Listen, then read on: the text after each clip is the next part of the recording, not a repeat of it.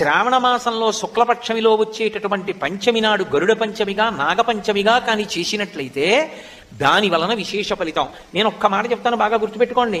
మీకు కల్పన తెలియకపోవచ్చు, తేలిక మార్గాలు ఉంటాయి. నేను గరుడ పంచమి నాడు ఢిల్లీలో ఉన్నాను. ఢిల్లీలో ఉండి ఈ మధ్యకాలంలో తిరుమల తిరుపతి దేవస్థానం వాళ్ళు ఢిల్లీలో నూతనంగా నిర్మాణం చేసినటువంటి వెంకటేశ్వర స్వామి ఆలయ దర్శనానికి వెళ్ళాను. ఎందుకని? నాగముగా ఆదిశేషుడి మీద ఆయనే పడుకుంటాడు, గరుడ పంచమిగా గరుత్మంతుడు ఇవ్వవలసిన అమృతత్వాన్ని ఆయనే కల్పిస్తాడు. అందుకని ఆయన దర్శనానికి వెళ్ళాను.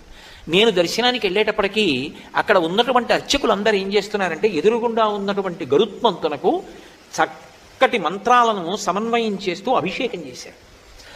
ఆయన అభిషేకాన్ని మీరు చూశారనుకోండి, ఆయన చల్లబడతాడు అభిషేకం చేస్తే, అంతే. చూస్తే చాలు అనుగ్రహించేస్తాడు. అథవా అటువంటి తిథులు పోగొట్టుకోకూడదు. కనీసం నువ్వు గరుత్మంతుడికి అభిషేకం ఉన్న చోటికి వెళ్ళాలి, ఓ విష్ణు ఆలయాన్ని దర్శనం చెయ్యాలి.